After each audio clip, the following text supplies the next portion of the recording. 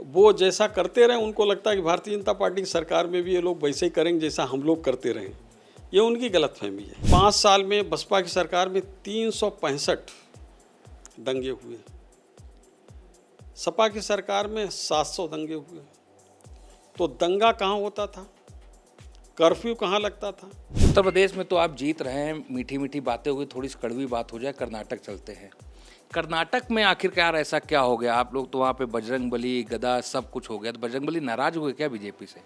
अब तो एक बार ईवीएम को अखिलेश जी ट्वीट कर दें कि नहीं, ईवीएम सही काम कर रही है, ईवीएम में कोई गड़बड़ी नहीं, ईवीएम हैक नहीं हो सकती है। मुख्यमंत्री जी ने कभी जो बात कही है वो सीधी सीधी कही है, लाग लपेट नहीं कही है, किसी को धोखा देने का काम नहीं किया है। उत्तर प्रदेश में निकाय चुनाव की जो मतगणना है वो जारी है और मतगणना का जो रुझान है वो बीजेपी के पक्ष में है। 17 नगर निगम का चुनाव है जिसमें से 16 पे बीजेपी आगे चल रही है और 1 पे बसपा आगे चल रही आगरा। हमारे साथ बात करने के लिए वो शख्स मौजूद हैं जिन्होंने 2017 का विधानसभा चुनाव, 2019 का लोकसभा चुनाव और 2022 का विधानसभा चुनाव देखा है बतौर चुनाव प्रबंधन के अध्यक्ष के तौर पे, चेयरमैन के तौर पे। तो उनकी रणनीति क्या रहती है, कैसे जीत होती है, इस पे बात करते हैं। पहले तो आपको बधाई हो, आप पिछली बार कम सीटें थी, इस बार नगर निगम की ज़्यादा सीटें। ये जो सीटें आ रही हैं, आपको क्या लगता है वजह क्या है? क्योंकि बहुत लोग कहते हैं कि ईवीएम की खराबी है, बहुत लोग कहते हैं कि आप शासन सत्ता का दुरुपयोग कर रहे हैं। ऐसा है कि उनको ये गलतफहमी रहती है कि शासन सत्ता का दुरुपयोग कर रहे हैं। वो जैसा करते रहे, उनको लगता है कि भारतीय जनता पार्टी की सरकार में भी ये लोग वैसे ही करेंगे जैसा हम लोग करते रहे। ये उनकी गलतफहमी है और मुझको लगता है इस प्रकार से वो जनादेश को गाली देने का काम करते हैं। उनको जनादेश स्वीकार करना चाहिए। भारतीय जनता पार्टी लगभग सभी नगर निगम जीत रही है, 17 के 17 नगर निगम जीतना चाहिए जो अभी चल रहा है। नगर पालिका, नगर पंचायतों में भी अच्छी स्थिति है। अगर आप पीछे चले जाएं तो शहरी मतदाता कानून व्यवस्था से बहुत ज़्यादा त्रस्त रहता था समाजवादी पार्टी, बसपा की सरकारों में। 5 साल में बसपा की सरकार में 365 दंगे हुए, सपा की सरकार में 700 दंगे हुए। तो दंगा कहाँ होता था, कर्फ्यू कहाँ लगता था? दंगा कर्फ्यू सब शहरों में ही लगता था, होता था। आज उस दंगे से मुक्ति मिली है, कर्फ्यू से मुक्ति मिली है, तो शहरी मतदाता ही उससे ज़्यादा प्रभावित होता था। इसलिए शहरी मतदाता बढ़ चढ़ के साथ भाजपा के साथ आ रहा है और भारतीय जनता पार्टी प्रत्याशी को जिताने का काम कर रहा है। पूरी तरीके से कमल खिल रहा है और जितना कमल खिलेगा जनता को उतना ही ज़्यादा राहत मिलेगी, विकास के कार्य होंगे और फिर से 2024 का एक रोड मैप है जो भारतीय जनता पार्टी ने 80 के 80 लोकसभा जीतने का लक्ष्य तय कर रखा है। मुझको लगता है कि इस अच्छी जीत के साथ 80 का जो हमारा संकल्प है वो भी पूरा होगा। अक्सर ये कहा जाता कि मुसलमान जो है वो बीजेपी से छिटकता है, खासकर जो सुन्नी समुदाय है। लेकिन इस बार अगर देखा गया है कि एक तो आपने 350 से ज़्यादा नगर निकाय के चुनाव में उतारे हैं मुस्लिम प्रत्याशियों को।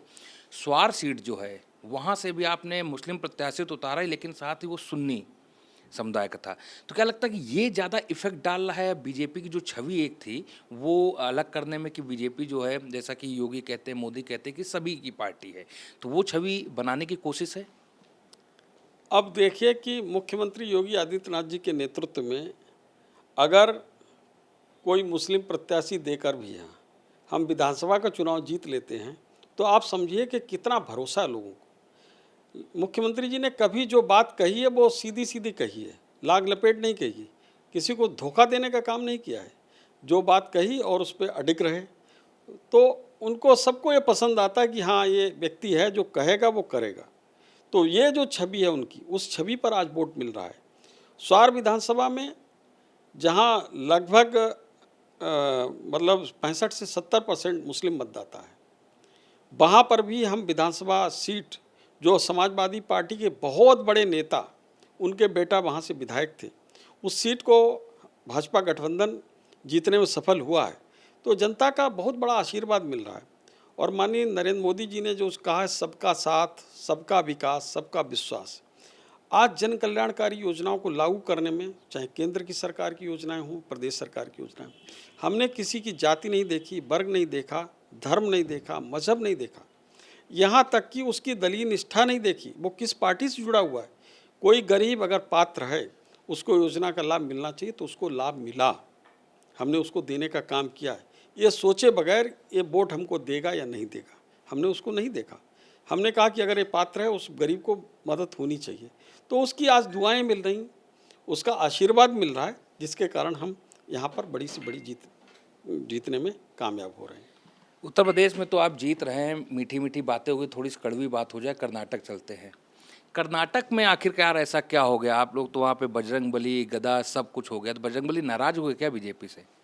ऐसा है कि लगातार कांग्रेस ने और समाजवादी पार्टी के नेता प्रतिपक्ष ने आरोप लगाने का काम किया आयोग पर कि आयोग चुनाव सही से नहीं करता है, और ईवीएम को इतनी गालियां पड़ी हैं कि बेचारी ईवीएम परेशान हो चुकी है। अब तो वहाँ पर जनादेश कांग्रेस के पक्ष में आ रहा है, तो कम से कम कांग्रेस निर्वाचन आयोग का धन्यवाद दे दें, ईवीएम से एक बार तो कह दें कि भैया हमसे गलती हो गई, तुम सही थी, हम गलत थे। अब तो एक बार ईवीएम को अखिलेश जी ट्वीट कर दें कि नहीं, ईवीएम सही काम कर रही है, ईवीएम में कोई गड़बड़ी नहीं, ईवीएम हैक नहीं हो सकती है। वो कर्नाटक के चुनाव पे तो कमेंट कर रहे हैं कि हाँ कर्नाटक में कांग्रेस जीत रही, अच्छा है। उत्तर प्रदेश के चुनाव पे कमेंट नहीं कर रहे हैं, और वहाँ की ईवीएम के लिए भी ये नहीं कह रहे कि ईवीएम वहाँ ठीक है।